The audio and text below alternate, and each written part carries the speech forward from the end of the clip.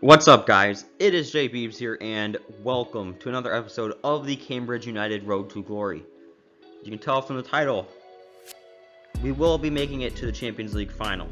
We will be facing off against Barcelona. But that is still a long ways from now. We still do have quite the road to go. And I'm telling you, that's not the only big game of this episode. But it will ultimately be the biggest. So in the Champions League first round, we did lose 2-1 to Napoli in the first leg, and we have to already forget about that negative result because we have made it to the Carabao Cup final against Liverpool.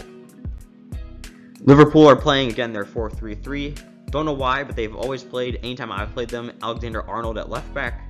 I mean, their front three is decent, but doesn't look that scary. And then here's the team. Magnan's in goal. Koundé, Tapsoba, Pirola, center backs, Tonali, defensive mid, Gillespie, Soler, center mids, Herrera, Stewart on the wings, Contreras, Cartas up top. Here are the highlights from our very first Carabao Cup final. And he takes on the shot. Tapsoba. He's going forward well here. Can they nudge in front? Oh, there's the goal! And he's fired over the corner. And there it is! A 2-goal!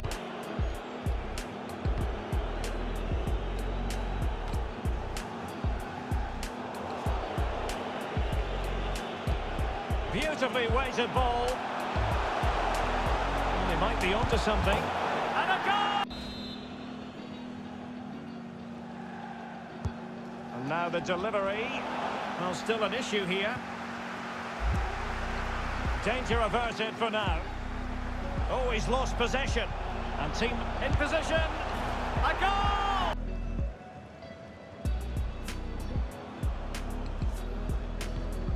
And so 30 minutes left for play in this one.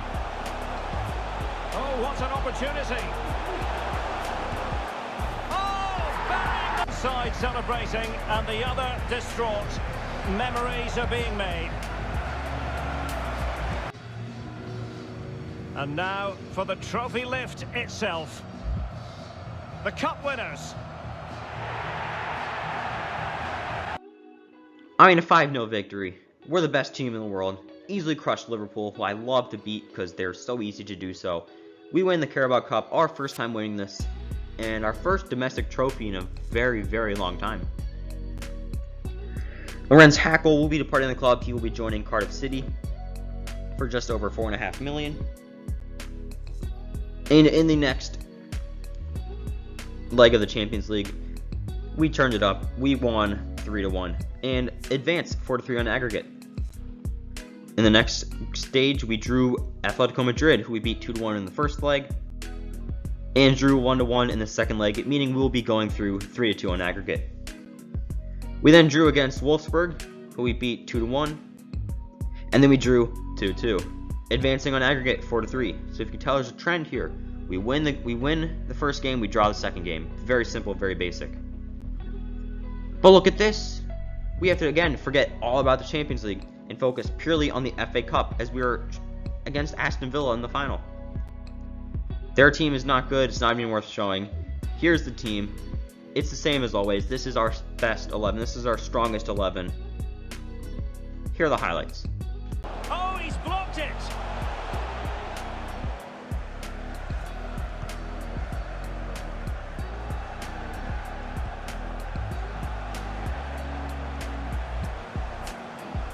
He's going forward well here.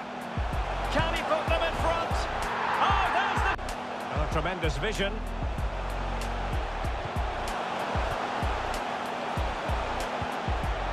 Well, clattered away. Pierre. This could square the game. Oh! So back underway. They've levelled it at 1-1 here.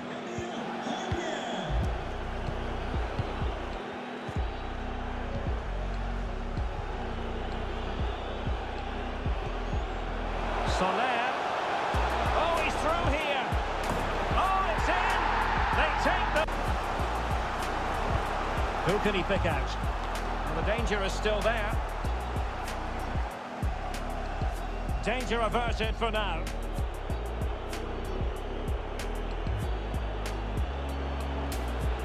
Oh, he's really opened them up here. Can he take the chance? Corner kick played in. Well, it didn't worry the keeper.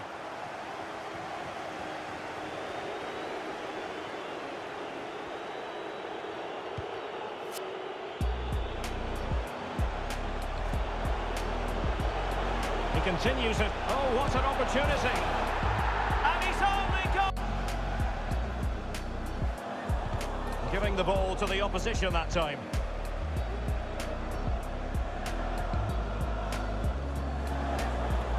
Oh, a perfectly timed pass. Not a very good challenge, and he skips past. And a goal! And taking it away.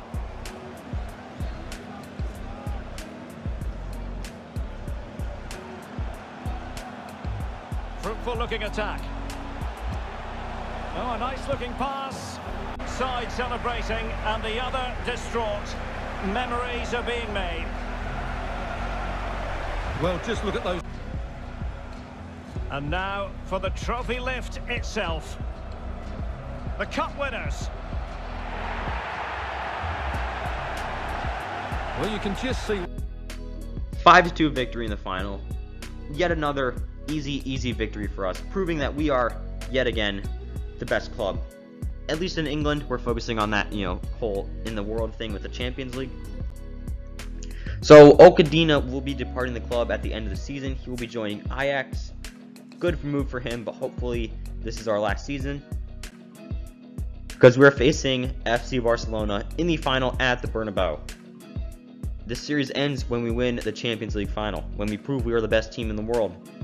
And right now, we have a chance to end this series.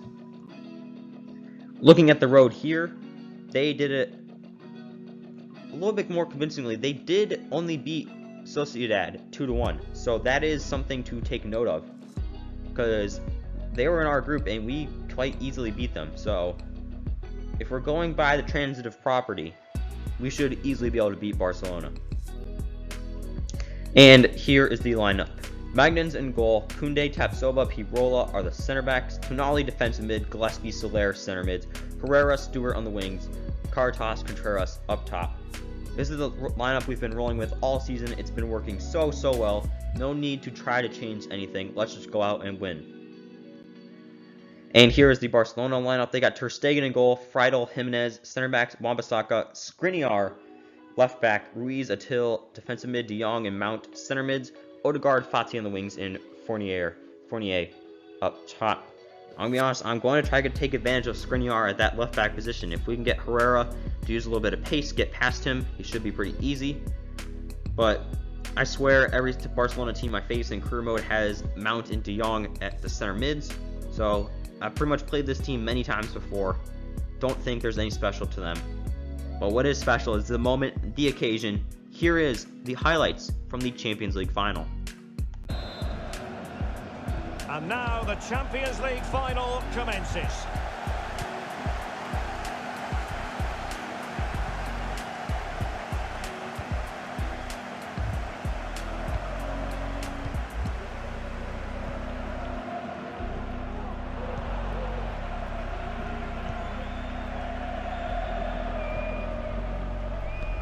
A terrific pass. Now the task is to remain focused. And it has arrived.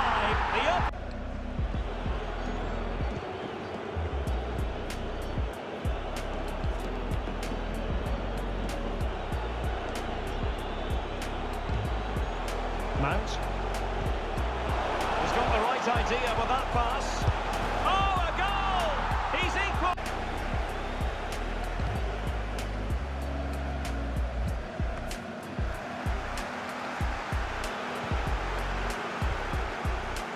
Fournier.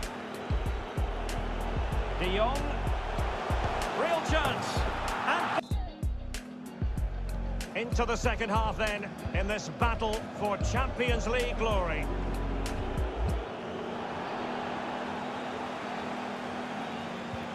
He's got the right idea with that pass.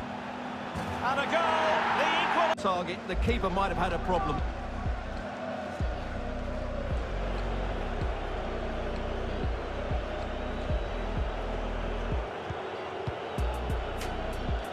Pretty good reading of the game to win possession back.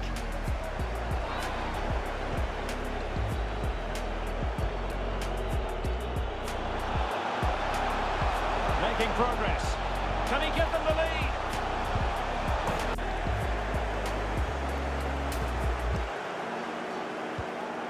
De Jong. Well, he had to read it and get there, and did.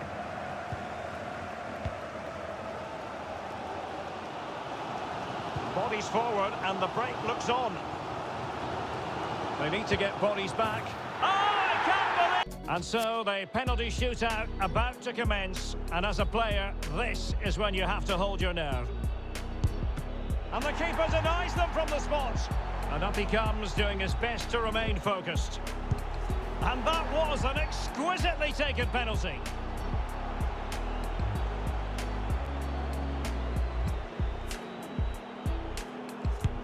In it goes.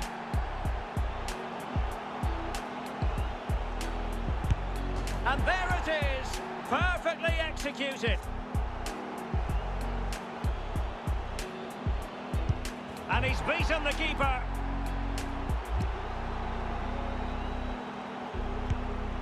And he's denied them from the spot.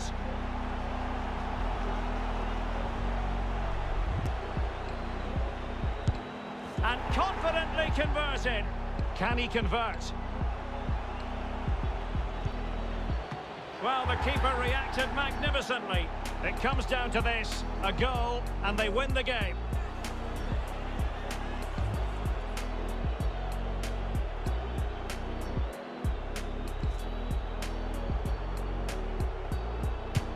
Oh, that's it!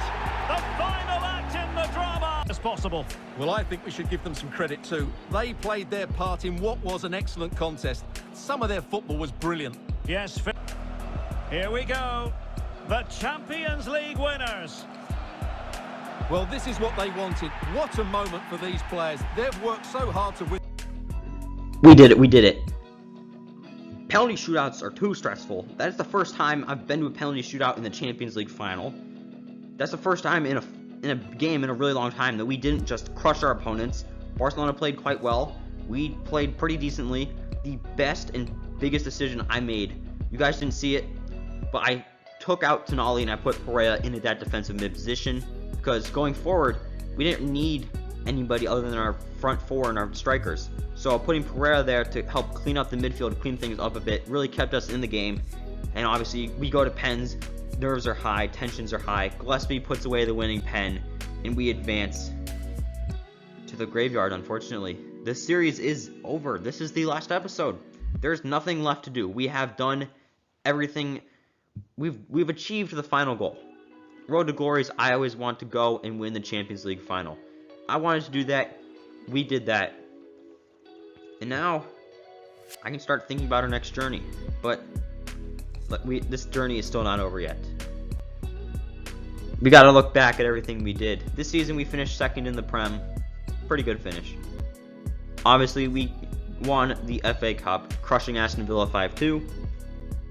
Won the Carabao Cup, crushing Liverpool 5-0. Won the Super Cup, crushing Piemonte Calcio 3-1. And obviously, in the final of the Champions League, we drew 3-3, but we won 4-2 on pens. And we're now Champions League winners. Tapsoba, Soler, Contreras, Caritas appeared in just about every single game for us, and then everyone else got rotated through.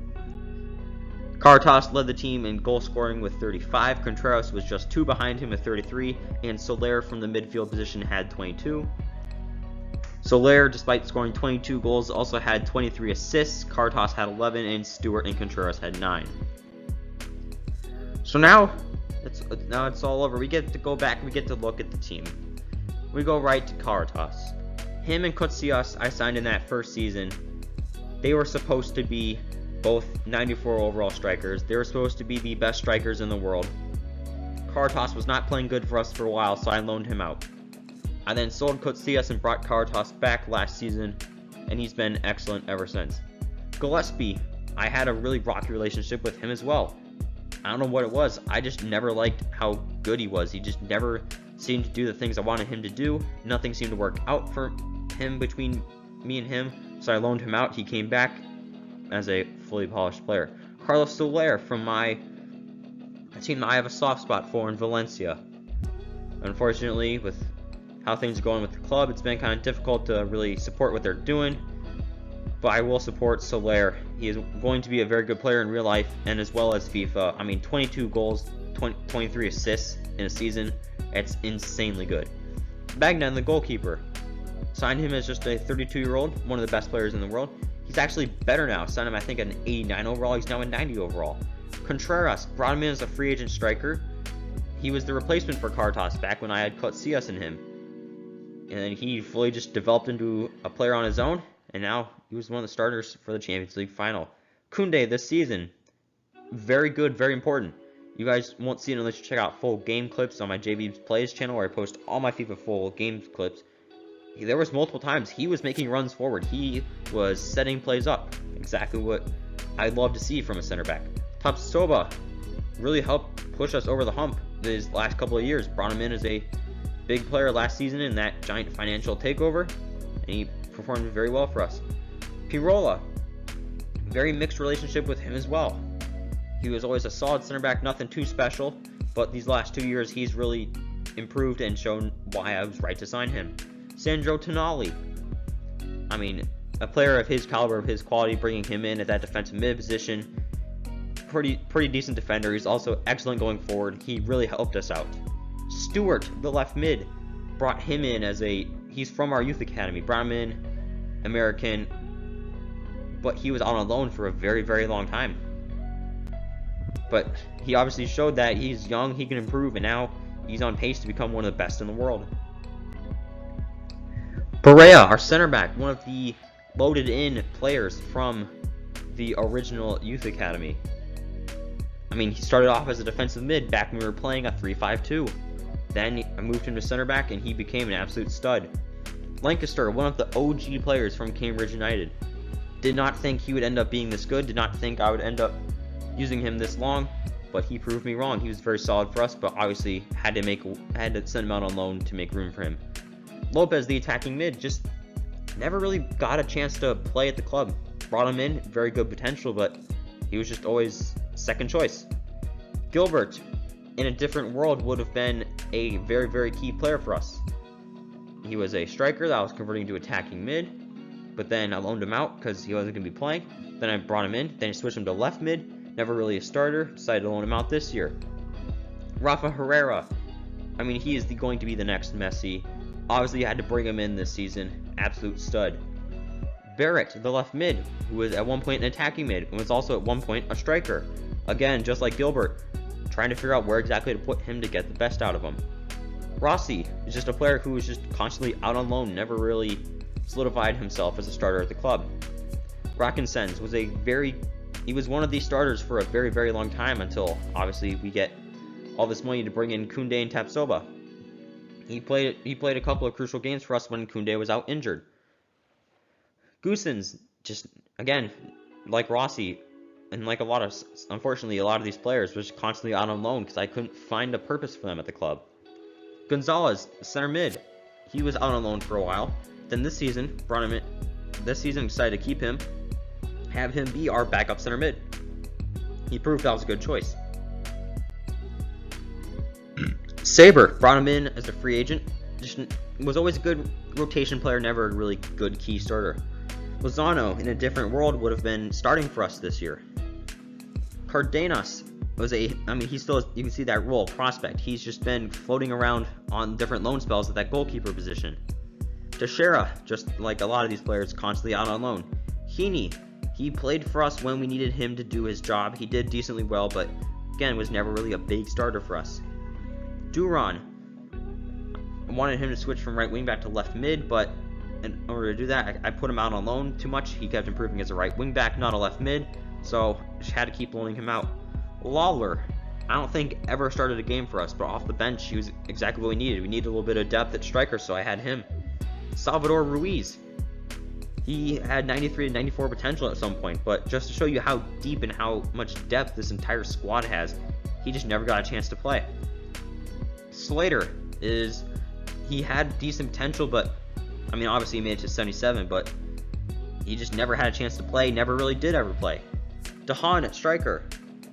Really wanted him to end up being very good, very pacey and good dribbling, put poacher development plan on him, improve that shooting. He would have been exactly what I wanted from a striker, but different world, different series, he would have been a key player for us.